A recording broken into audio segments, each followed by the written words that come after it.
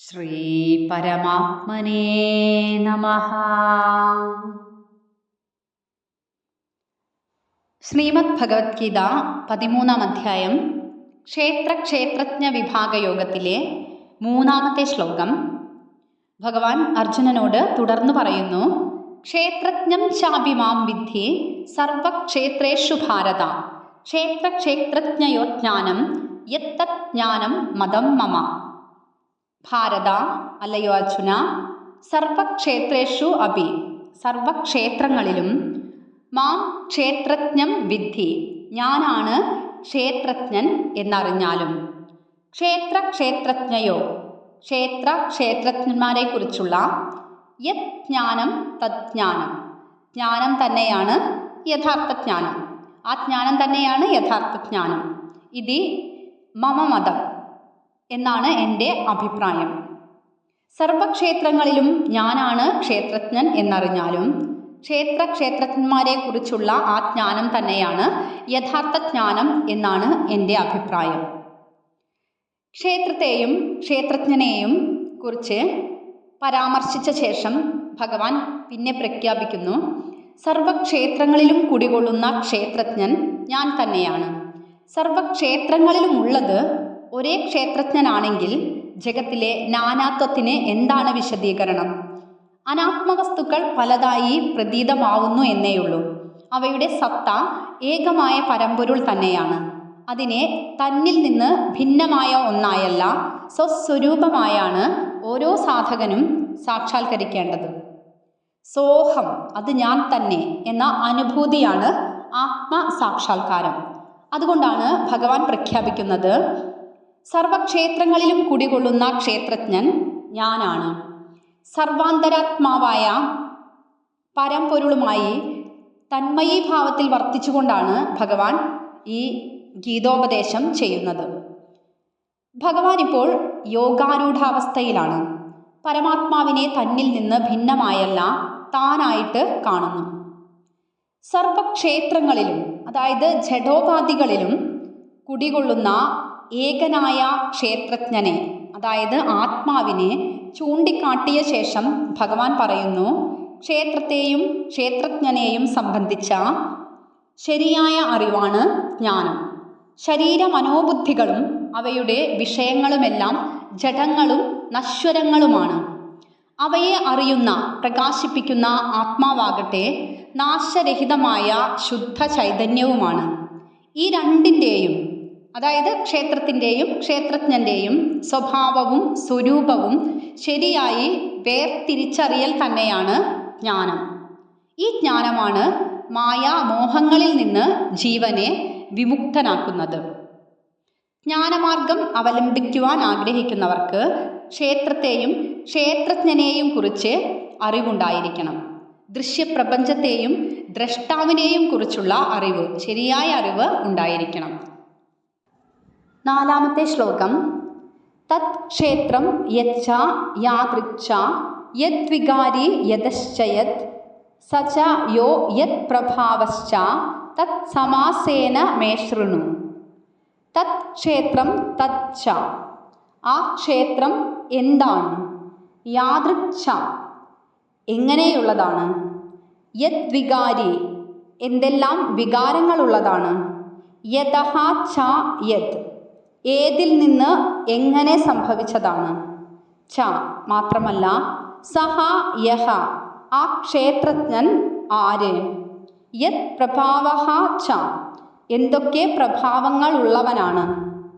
തത് സമാസേന, അതെല്ലാം ചുരുക്കമായിട്ട് മേ ശൃണു, എന്നിൽ നിന്ന് കേട്ടുകൊള്ളുക. തത് ക്ഷേത്രം, ആ ക്ഷേത്രമുണ്ടല്ലോ, യച്ഛ, അതെന്താണ്, എന്തൊക്കെ അടങ്ങിയതാണ്? യാദൃച്ഛ, അതെങ്ങനെയുള്ളതാണ്, എന്താണ് അതിൻ്റെ സ്വഭാവം? യദ്വികാരി, എന്തെന്ത് വികാരങ്ങളോട് കൂടിയതാണ്? സഹ ച യഹ, മാത്രമല്ല ആ ക്ഷേത്രജ്ഞനുണ്ടല്ലോ, അവൻ ആരാണ്? യത് പ്രഭാവഃ ച, എന്ത് പ്രഭാവത്തോട് കൂടിയവനാണ്. തത് സമാസേന മേ ശൃണു എന്നീ സംഗതികൾ, ഈ പറഞ്ഞതൊക്കെ എന്താണെന്ന് ഞാൻ ചുരുക്കി പറയാം, കേട്ടോളൂ എന്ന് ഭഗവാൻ അർജുനനോട് പറയാണ്. ശരീരമെന്ന് നേരത്തെ നിർവചിച്ച ക്ഷേത്രം ഏത് സ്വരൂപത്തോടു കൂടിയതാണ്, ഏത് സ്വഭാവത്തോടു കൂടിയതാണ്, എന്തൊക്കെ മാറ്റങ്ങളാണ് അതിൽ സംഭവിക്കുക, ഏതിൽ നിന്നാണ് ആവിർഭവിക്കുന്നത്, എങ്ങനെ വേർതിരിക്കാൻ കഴിയുമെന്നും ആ ക്ഷേത്രജ്ഞൻ ആരാണ്, അദ്ദേഹത്തിൻ്റെ കഴിവെന്താണെന്നും അതെല്ലാം എന്നിൽ നിന്നും സംക്ഷിപ്തമായും വ്യക്തമായും കേട്ടാലും എന്ന് ഭഗവാൻ പറയാണ്. ക്ഷേത്രത്തെയും ക്ഷേത്രജ്ഞനെയും സൂക്ഷ്മമായി അറിയുന്നതാണ് ജ്ഞാനമെന്ന് പറഞ്ഞല്ലോ. ബുദ്ധി തെളിയുന്ന വിധം ഭഗവാൻ തന്നെ അത് വ്യക്തമായി പറയാം എന്നാണ് ഈ ശ്ലോകത്തിൽ ഭഗവാൻ പ്രതിജ്ഞ ചെയ്യുന്നത്.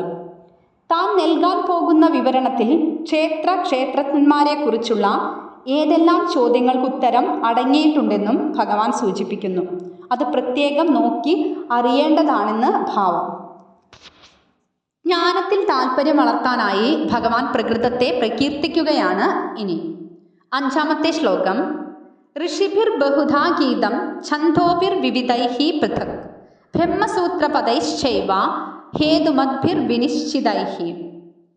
ഋഷിഭിഹി ബഹുധാ, ഋഷികളാൽ പല പ്രകാരത്തിൽ, വിവിധൈഹി ഛന്ദോഭിഹി, വിവിധങ്ങളായ ഛന്ദസ്സുകളാലും, ഹേതുമദ്ഭിഹി വിനിശ്ചിതൈഹി, യുക്തിയുക്തങ്ങളും സുനിശ്ചിതങ്ങളുമായ ബ്രഹ്മസൂത്രപദൈഹി ച, ബ്രഹ്മപ്രതിപാദക വാക്യങ്ങളാലും, പൃഥക് ഗീതം, ഇത് പ്രത്യേകം പ്രതിപാദിക്കപ്പെട്ടിട്ടുണ്ട്.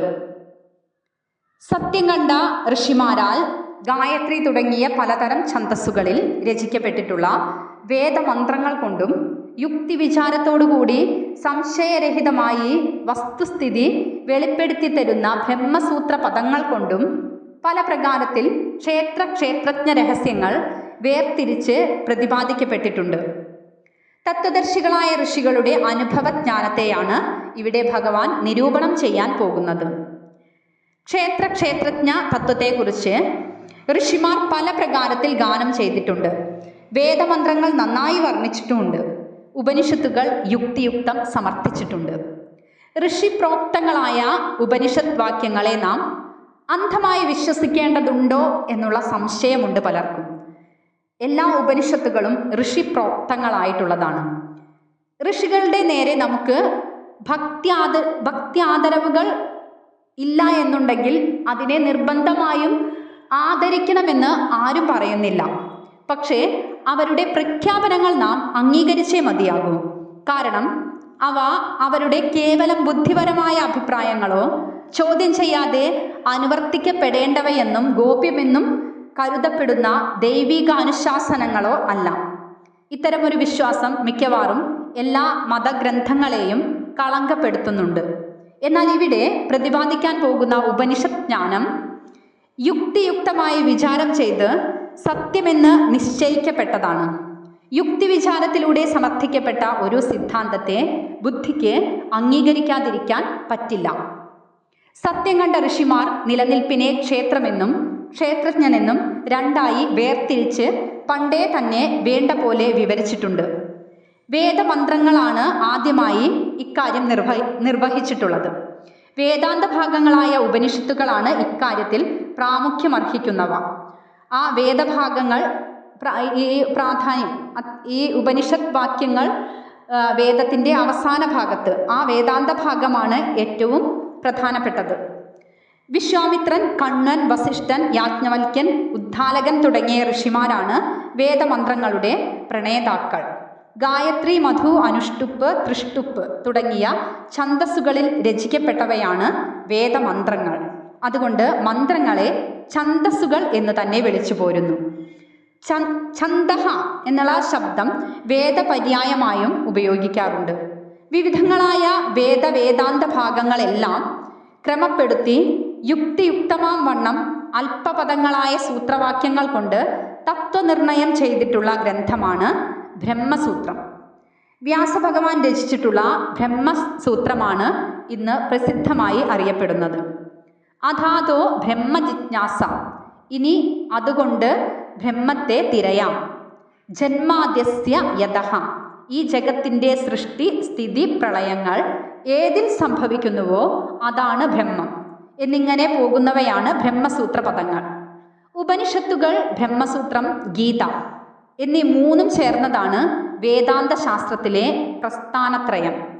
ഗീതാകാരന് വേദങ്ങളെയും ബ്രഹ്മസൂത്രത്തെയും മാത്രമേ ഗണിക്കാൻ പറ്റുകയുള്ളൂ എന്നുള്ളത് കൊണ്ടാണ് അങ്ങനെ ചെയ്തിരിക്കുന്നത്. എന്തായാലും പണ്ടേ തന്നെ വേണ്ടവണ്ണം പ്രതിപാദിക്കപ്പെട്ടിട്ടുള്ള ക്ഷേത്രജ്ഞ രഹസ്യം ഞാൻ സംക്ഷിപ്തമായും വ്യക്തമായും പറഞ്ഞു തരാം എന്നാണ് ഭഗവാന്റെ പ്രതിജ്ഞ.